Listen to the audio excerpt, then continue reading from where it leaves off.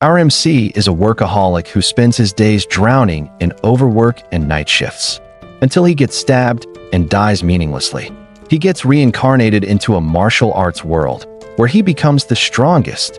Our story begins, showing us our MC whose name is Seo Jahan, with dark circles, stating that he is heading out. Suddenly, a large, short-haired man blocked his way, telling Seo Jahan that today is the company's dinner that they have been waiting for, and happily puts him in his grip, suggesting that Seo Jahan shouldn't miss out. Murmurs spread between the other workers, curious to know if Seo Jahan is planning to drink alone, all miserable. Seo Jahan answers furiously, telling the man that they have been working overtime nonstop, and he finally gets to leave on time, so he is not going to waste it. Suddenly, a beautiful woman appears, telling Seo Jahan that she understands him, and adds that they have been working hard all this time. Seo Jahan gets emotional, thinking to himself that the only person who understands him is Jiyeon. Suddenly, she yells happily, telling him that which is why they should drink tonight. Seo Jahan regrets thinking that she understands him, and thinks that everyone working here is lunatic. He wonders how did he end up here.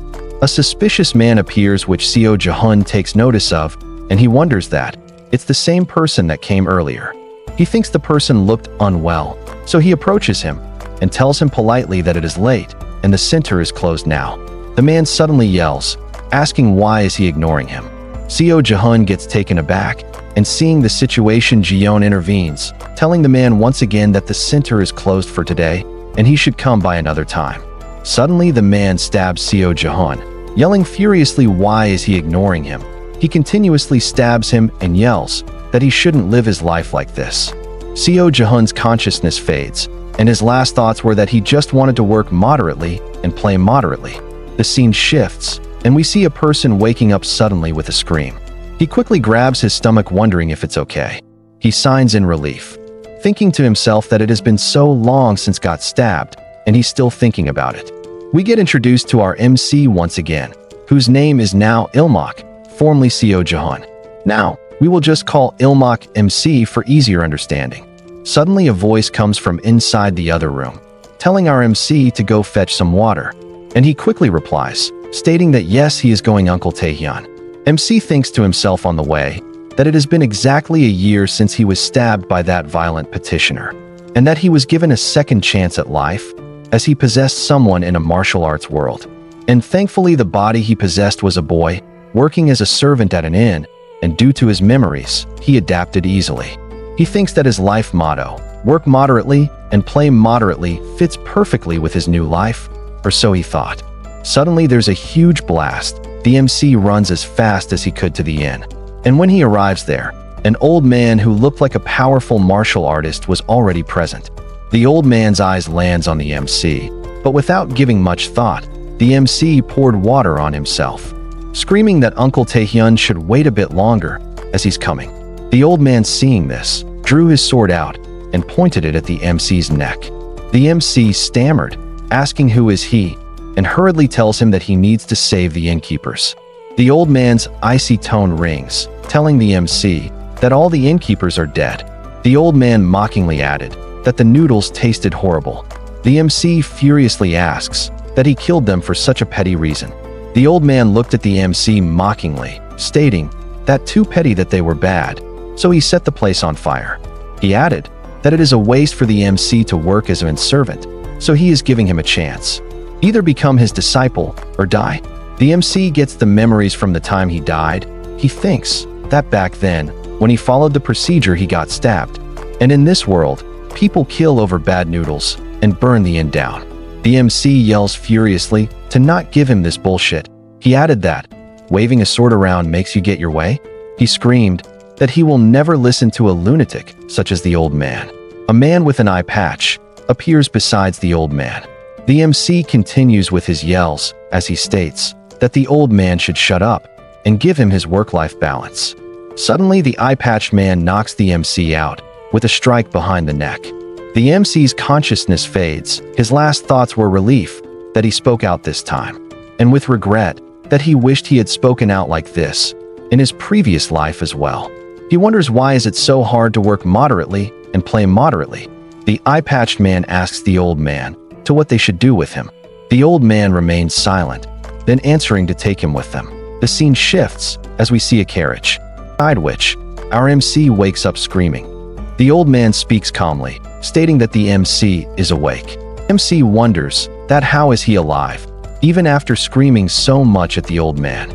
The old man then spoke, apologizing for lying, as he says that he was not the one who harmed the inn, adding that the culprit was the Martial Alliance.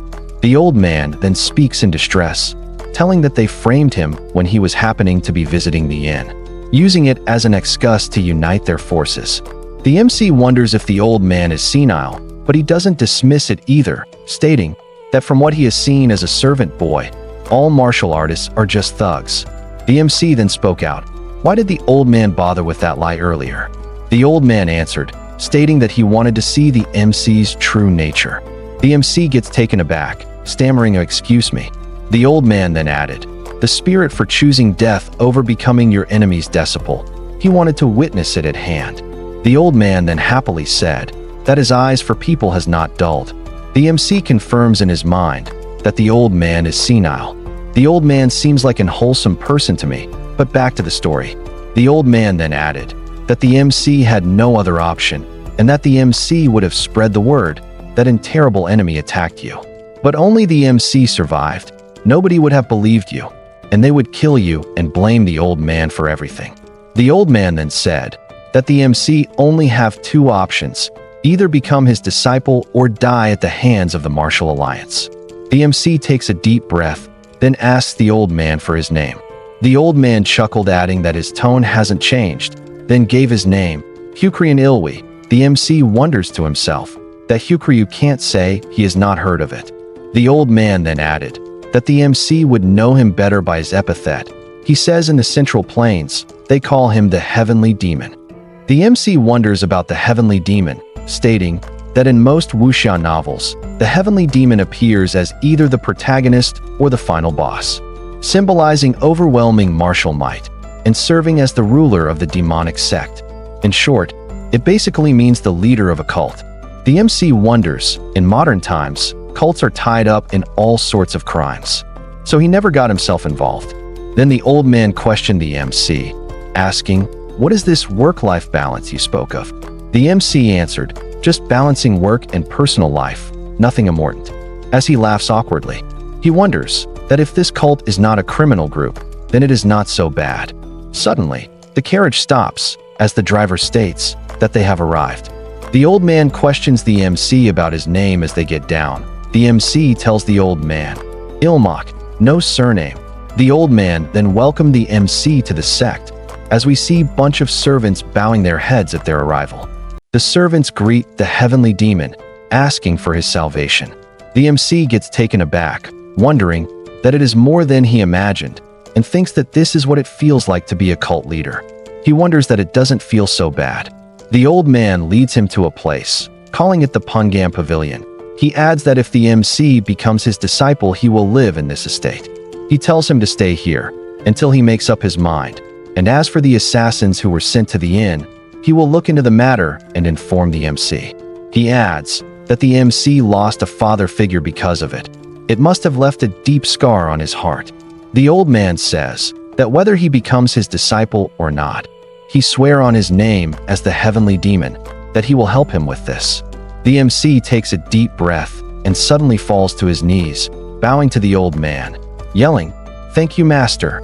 The old man looks at the MC, asking if he has made up his mind already. The MC agrees, stating he doesn't even have a choice, and he will do his best here. The old man praises the MC for a well-made decision. He says that he has to look after all of the followers of the divine cult, so he is assigning him an attendant who will also be his escort, and that he should learn the ways of the Heavenly Demon divine cult from that child. The MC understands and thanks the old man. Then a woman appears, which catches the MC's eyes, and he wonders, as expected of a cult, they get things done fast, and he thinks if that's the kid who will be his attendant, but gets surprised as he looks at her face. She was extremely beautiful, almost like in Celebrity.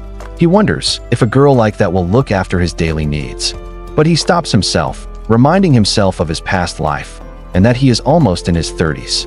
Then the girl approaches our MC, stating that it is her pleasure to meet him, calling him Master Ilmak. She introduces herself as Jin Haeyeon, and that she will serve him from now on. The MC then starts thinking about her, wondering that his body is 15, so there's not much of an age gap. She then brings up the admission into the Magwan, apologizing for the suddenness. The MC then questions about the Magwan, to which she answers that the Magwan is the highest educational institution where exceptional cult members, age 16, are admitted. All the high-ranking officials of the demonic cult are graduates. Furthermore, the MC is the disciple of the heavenly demon, so he must enter as the top student. The MC, taken aback, says that it doesn't sound so easy, to which she replies as she ties her hair that you're correct, time is short, but don't worry, she says as she releases an icy aura. The MC gets taken aback by the sudden change in the environment. She tells him that she will make him the strongest. Time passes and evening arrives as she yells the names of the techniques. On 1, Advent of the Heavenly Demon. On 2, Submission of the 10,000 Demons. Then she yells 1, as the MC says Advent of the Heavenly Demon. While struggling, she yells, telling him that his voice is too low, yelling 1 again.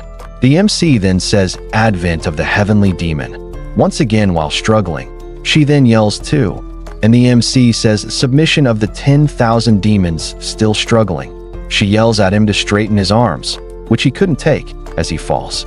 She yells furiously at him to get up, to which the MC replies with that he can't. She told him that did someone threaten him with a knife to the throat, to which the MC thinks, "You did." She adds, "You choose the divine cult yourself," to which the MC thinks, "I didn't choose it." She puts her arms on his shoulders, telling him to grit his teeth and bear it. The MC looks at her, then falls unconscious in her arms, to which she hugs him and carries him on her back, thinking to herself that the young master's training regimen far surpassed the limits of an ordinary person, and that he has a body that has never trained in martial arts, but it kept up this far, shows his body is blessed by the heavens. She smiles, thinking, for the heavenly demon to recognize such talent, how can I not respect him? Time passes and night arrives. The MC wakes up, wondering where he is. Then he notices Jin Haeyeon inserting mana in his back. He gets startled and pushes her hands away, distancing himself away from her. She tells him that while he was resting, she was performing Chugwonwahile. She states that it is not over yet, so he should lie back again. He wonders, calling Jin Haeyeon a damn drill sergeant, thinking she's just healing him quickly so she can work him like a dog again. He yells out that he could not live like this, pointing at her, telling her to guarantee him a break, at least every half-season. He thinks that #1 priority in his life is work-life balance, and that no matter what anyone says, he will protect his break time. She coldly replies, denying his request. She tells him that he is 15 right now, and he will have to give the Magwan examination in a year, so there is no time to waste. He gets taken aback, saying, what if he dies from overwork before? She replies with confidence that he is not someone who will die from something like this, and she coldly states, and if that does happen, she follow him to death, and that even as a spirit she will work for him. He thinks to himself, calling her a lunatic, telling her to stop talking so casually with being buried alongside him so casually in his mind. But her words give him an idea, which made him nervous, but there's no other way also. He tells her that arguing further is useless, and that if he has to live like this, he will give up on everything. She gets taken aback, asking what does he means. He coldly states that he will completely disgrace the master and just drop dead. She coldly asks him if he's sure he will not regret saying that, to which the MC replies, of course. She gets extremely furious as the MC goes on, saying, it may tarnish your reputation having such an incompetent disciple, but that's not my problem, is it? She looks down as she coldly states, that do you think I will just stand by watching? He puts on his cloths as he calmly says, what if I do? Are you going to kill me? Just as he says that, she suddenly moves forward, attacking him. She grabs his neck, affirming that yes, she will. Her hands start releasing icy aura as she says, if you were to become a stain on the heavenly demon's name, I will eliminate you myself. She adds, those who don't know the truth might call me a heretic, but I don't care. She coldly says, that she will take his own life for his sake. Then the MC says, "Does that mean that the old man assigned me a heretic?" She quickly lets him go as she backs away. The MC smiles in relief, thinking that having guts was the right call. He then adds mockingly that the attendant that was assigned to him by the heavenly demon was not only an heretic, but willing to kill me as well. He thinks that the only leverage he has is that he's the disciple of the heavenly demon. He says that this will tarnish my master's legacy, and yet she was about to sweep it all under the rug with just my life. He thinks, to use this to my advantage, I had to create a dramatic situation. She falls for his words, as she gets confused as to what the master was thinking. He thinks that this zealot fell for it completely. He then coughs awkwardly, telling her that he is not saying he will not train, and that there's only two things he wants. The first thing he wants is a 15 minutes break after every hour of training and confirms 7 hours of sleep. She sighs in defeat, hearing his demands, asking him if that will be enough. He confirms. He says that if she guarantees him that, he will work diligently, and that he doesn't want to be a burden for his master either. She says, "She understand. You said you would train diligently, and make sure you keep your word." She says, now she will finish by pressing his acupoints, so he should lie face down. The next day, during martial arts training with the heavenly demon, the old man laughs, saying that it seems the MC have trained very hard. We see the MC who has fallen down unconscious and Jin Haeyeon bowing down to the old man. She replies, saying that it is thanks to the MC's concentration that he has worked so hard. The old man then says, at this rate he should have no trouble mastering the basics of external arts. To which the MC thinks, of course, I would. He thinks that it will be a bigger problem if I was still a loser after a whole year of this kind of training. We then see flashbacks of day one, where our MC is training. He continues thinking that, without the breaks he had demanded, he would have died of exhaustion by now. Then we return back from the flashbacks, as the old man says, then that's great. He continues by saying that he will learn the demonic arts with this old man. Our MC then goes into thinking about demonic arts. He says that, here in the demonic sect, demonic doesn't have a negative meaning, and that it is the essence of humanity and the power to protect the common people and defeat the wicked. Therefore, it's highly likely that demonic arts is simply a general term for the martial arts of the heavenly demonic sect. It could be different from the heretical martial arts I knew in my past life. However, he's not about to blindly accept something in a place that feels like a damn cult. He then raises his hand, asking if there's any drawbacks to learning these demonic arts. The old man smiled, answering Kami, drawbacks to the demonic arts of our divine sect? How could there be? And in fact, you could say, they only have advantages, since one's progress is so fast. The MC sighs in relief, thinking, there's no problem in learning it then. The old man then suddenly says, there could be some side effects. Because of that, the risk of QI deviation is also great, but someone like the MC will be able to overcome it. The MC is taken aback, thinking, the old man should have said it sooner, bastard cult leader. The MC then says, could he know the types of martial arts and their side effects in advance? The old man smiles, saying, good, I would have explained to you eventually to you anyway. He then says, listen well and think it over. Explosive demon sword art, a destructive sword art powerful enough to destroy mountain peaks. And its side effects are anger management issues. Bare-handed demonic art, a vicious ice art capable of freezing an entire area in an instant. And its side effects are hypersexuality. Mad sword soul art, a sword art that surpasses the plum blossom 24 movements. It's ever-changing, unpredictable moves. And its side effects are auditory and visual hallucinations, and so on. The MC thinks to himself in distress, am I supposed to choose a martial art or a mental illness? Then he asks the old man if he has learned all of these martial arts, to which the old man affirms. The MC thinks, is this old man being serious? He's called the heavenly demon, but isn't he just a walking psychiatric ward? The old man then says, there is no need to worry, the side effects of the demonic arts can be overcome.